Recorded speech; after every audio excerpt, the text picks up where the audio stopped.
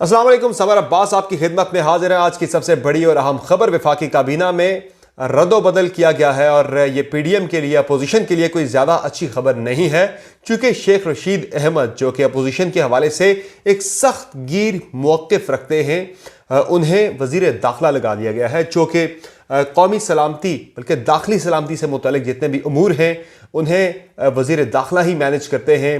तो शेख रशीद का बतौर वज़ीर दाखिला आना ये अपोजिशन के लिए कोई ज़्यादा अच्छी खबर नहीं है, चूँकि शेख रशीद अहमद वाज़े कर चुके हैं। आज की उनकी जो पहली प्रेस कॉन्फ्रेंस थी उसमें उन्होंने ये भी कहा कि एक गैर मुल्की फंडिंग के नतीजे में मुल्क के अंदर सियासी अफरा तफरी मचाई जा रही है और ऐसे अफराद के साथ सख्ती के साथ निपटा जाएगा।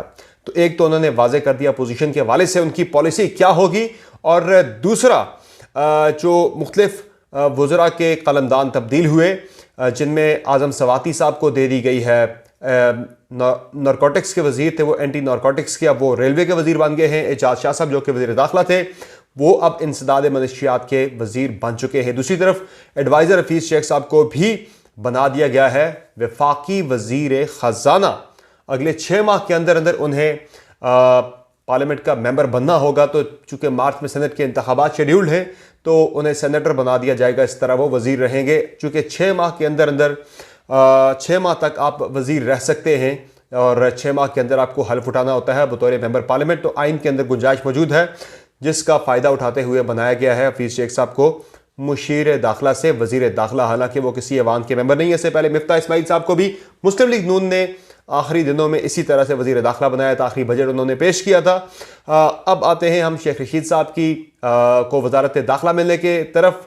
नाज़रीन, 11 नवंबर 2020 यानी आज से 1 माह पहले मैंने अपने ट्विटर अकाउंट पर एक ख़बर दी थी कि वज़ारत दाखिला के लिए 4 उम्मीदवार मैदान में हैं, वज़ारत दाखिला 1 है, और उसमें मैंने ये भी लिखा था कि शेख रशीद और फवाद चौधरी के दरमियान टफ मुकाबला है, लेकिन शेख रशीद आगे जा रहे हैं। शेख रशीद को मैंने 1 माह पहले ही वज़ारत दाखिला के लिए फेवरेट करार दिया था और आज 1 महीने के बाद शेख रशीद अहमद वफाकी वज़ीर दाखिला बन चुके हैं। शेख साहब से जो मेरी कुछ देर पहले रब्ता भी हुआ, बहुत ज़्यादा बात नहीं हो सकी, लेकिन उनकी जो पॉलिसी है वो मुझे सख्त नज़र आ रही है। पीडीएम के हवाले से पीडीएम के साथ वो सख्ती के साथ निपटने का भरपूर इरादा रखते हैं। कुछ हल्के ये भी समझते हैं कि शेख रशीद अहमद साहब को इसलिए वज़ीर दाखिला लगाया गया है कि वो मुफाहमत की राह हमवार करें अपोजिशन के साथ, लेकिन शेख रशीद जिस तरह के बयानात मुस्लिम लीग नून की क़यादत के बारे में और पाकिस्तान पीपल्स पार्टी की क़यादत के बारे में अब तक दे चुके हैं,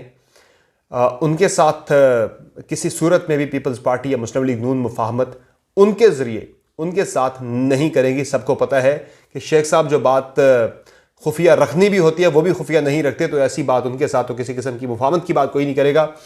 इसलिए जो मेरी राय है, मेरी जो इत्तलात भी हैं, शेख रशीद साहब को वज़ारत दाखिला सिर्फ इसलिए दी गई है कि अगले महीने इस्लामाबाद की तरफ लॉन्ग मार्च होना है अपोजिशन की तहरीक के साथ।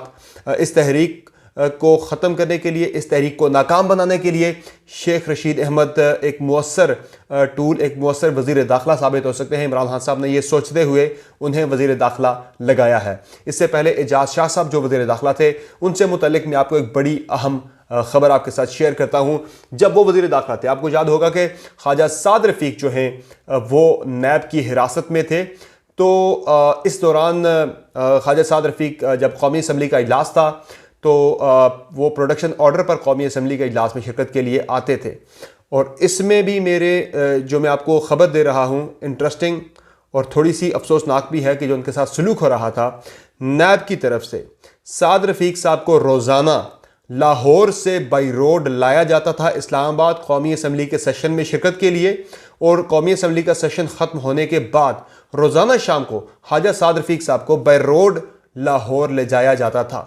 और ये डेली की रूटीन थी, डेली सुबह बाय रोड लाहौर से इस्लामाबाद लाना और डेली शाम को इस्लामाबाद से लाहौर लेकर जाना बाय रोड ख्वाजा साद रफ़ीक को। ये होता रहा उनके साथ काफ़ी अरसा। फिर मुस्लिम लीग नून की तरफ से कुछ रहनुमाओं ने रब्ता किया वज़ीर दाखिला उस वक़्त के जो थे ब्रिगेडियर रिटायर्ड एजाज शाह साहब ने मुस्लिम लीग नून की दरख्वास्त पर ख्वाजा साद रफ़ीक के पार्लियामेंट लॉजेज़ में जो उनका लॉज है उसे ही सब जेल डिक्लेयर कर दिया था।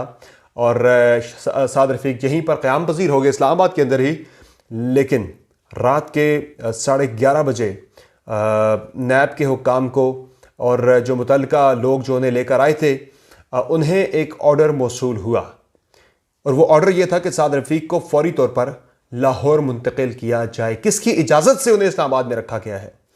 जिस पर जब ये कहा गया कि वज़ीर दाखिला एजाज शाह साहब की तरफ से सब जेल डिक्लेयर किया गया है उनके लॉज को, तो शहजाद अकबर साहब की तरफ से मेरी जो इत्तलात हैं, मुझे जो मुस्लिम लीग नून के ज़राए ने बताया कि शहजाद अकबर साहब ने यह कहा कि मुझे वज़ीर आज़म हाउस से ऑर्डर्स हैं कि साद रफ़ीक साहब को फौरी तौर पर अभी इसी वक्त रात के 11:30 बजे ये ऑर्डर्स आए कि लाहौर मुंतकिल किया जाए, और उसी वक्त ख्वाजा साद रफ़ीक को बाय रोड लाहौर लेकर जाया गया। यानी एजाज शाह साहब की बतौर वज़ीर दाखिला भी उनकी रिट कोई नहीं थी, और जिस दिन शहजाद अकबर साहब को वज़ीर दाखिला मुशीर दाखिला लगाया गया था, मुआवन ख़ुसूसी बराए दाखिला थे, उससे जब वो मुशीर दाखिला बने थे तो उस रोज़ एजाज शाह साहब लाहौर के अंदर मौजूद थे।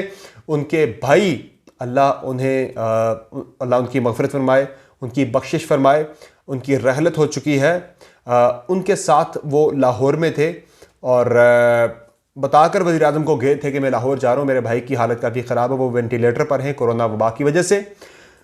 शहजाद अकबर साहब को मुशीर दाखिला लगा दिया गया, और दाखिला के अमूर के जो वफाकी वज़ीर थे एजाज शाह साहब, उन्हें बताया भी नहीं गया। जब मैंने फ़ोन किया, जब जो ही नोटिफिकेशन मेरे पास आया, शाम का टाइम था तकरीबन 6 बजे का, मैंने फ़ोन किया एजाज शाह साहब को कि सर आपकी वजारत में आपको वजारत से हटाया जा रहा है कि आपकी जगह पर लगा दिया गया शहजाद अकबर साहब को मुशीर दाखिला, आपकी वजारत के अंदर, सॉरी आपकी वजारत के अंदर शहजाद अकबर मुशीर दाखिला लग गया, कि आपको बताया गया, आपको हटाया जा रहा है क्या?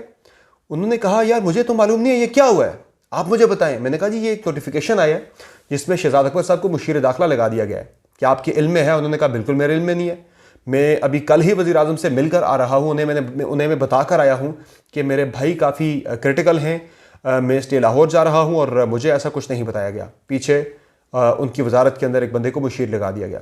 यानी इस कहने का मकसद ये है कि वज़ीर आज़म खुद भी एजाज शाह साहब की कारकर्दगी से बतौर वज़ीर दाखिला खुश नहीं थे, उनकी जो तवक्कुआत थी वो पूरी नहीं कर पा रहे थे एजाज शाह साहब, जिसकी वजह से उन्हें तब्दील करके अब शेख रशीद अहमद को वज़ीर दाखिला लगा दिया गया है। मैं एक और भी दिलचस्प हकीकत आपके साथ शेयर करूं कि शेख रशीद अहमद जो है ये शुरू से ही, पहले दिन से ही, जब से तहरीक इंसाफ की इलेक्शन जीत कर आई 2018 जुलाई से, ये वज़ीर दाखिला बनना चाहते थे।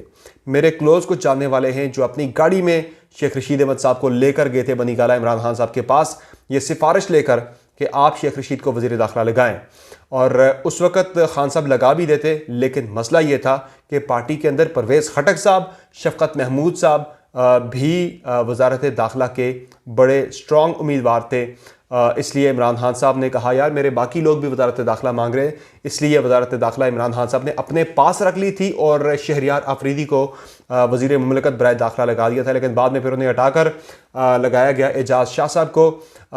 इसीलिए अब एजाज शाह साहब जो हैं जब वो डिलीवर नहीं कर सके, मौलाना का यहाँ पे आ गया धरना, आके इस्लामाबाद में हुआ, बाकी चीज़ें हुई, तो उसमें जो मामलात हैं वो बराह रास्त जो है शहजाद अकबर डील करते रहे। बाद के जो मामलात थे और कोई ज़्यादा इफेक्टिव साबित नहीं हो सका। अब एक बड़ी तहरीक है इस हुकूमत के ख़िलाफ़, अब तक सबसे बड़ी तहरीक जो है वो शुरू हो चुकी है। जनवरी में लॉन्ग मार्च होना है, और शेख रशीद एक पुराने खिलाड़ी हैं, सियासी खिलाड़ी हैं, इमरान खान की काबीना के अंदर सबसे सीनियर है वो वज़रा के अंदर, इसलिए उन्हें अब वज़ारत दाखिला का कलमदान दिया गया है।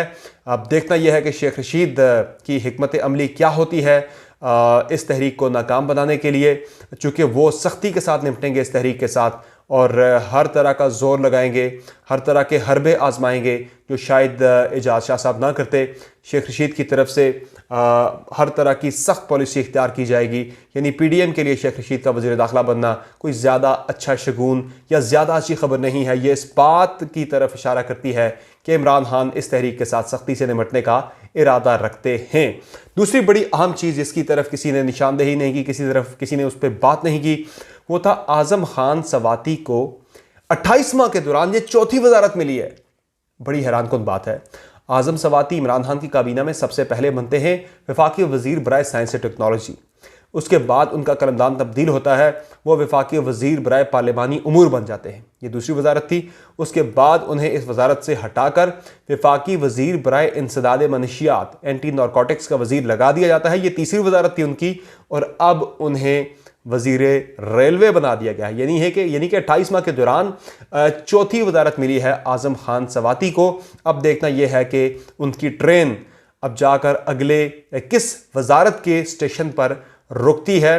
बहरहाल आज मुलाकात भी हुई है तहरीक की, जब हम बात करते हैं मरीम नवाज़ की और बिलावल भुट्टो ज़रदारी की इस्तीफ़ों के हवाले से कंसर्न्स मौजूद हैं। मेरी पीपल्स पार्टी के कई लोगों से बातचीत हुई, वो यही बता रहे हैं कि हमसे तो इस्तीफ़े मांग लिए गए हैं और 26 दिसंबर को यानी 27 दिसंबर को जो बीबी शहीद की बरसी के दिन से एक दिन पहले 26 दिसंबर को पार्टी की मरकज़ी मजलिस आमला का इजलास होगा। उसके अंदर पार्टी से राय मांगी जाएगी इस्तीफ़े जमा करवाने हैं या नहीं।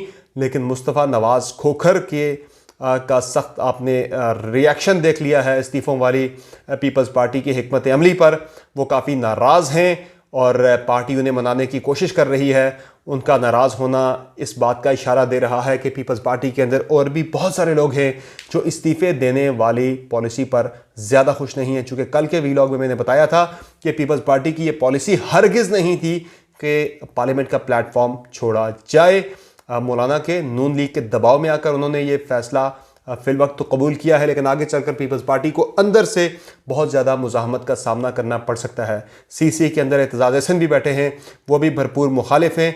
तो बिलावल भुट्टो ज़रदारी के लिए इतना आसान नहीं होगा पार्टी की सीसी से इस्तीफ़ों की फैसले की तौसीक लेना। तो आने वाले दिन बड़े इंटरेस्टिंग हैं, बड़े अप्स एंड डाउन जो हैं वो आपको नज़र आएंगे इस तहरीक के अंदर। सबसे इंटरेस्टिंग चीज़ होगी पीपल्स पार्टी का इस्तीफ़ों के हवाले से फ़ैसला हतमी क्या आता है। इससे तहरीक जो है वो आगे उसकी मज़ीद जो है जहतें निकलेंगी और मज़ीद इसके अंदर इख्तलाफात जो हैं वो मुझे लग रहा है कि पैदा हो सकते हैं। सबर अब्बास को फिल वक्त इजाज़त दीजिए। अल्लाह हाफ़िज़।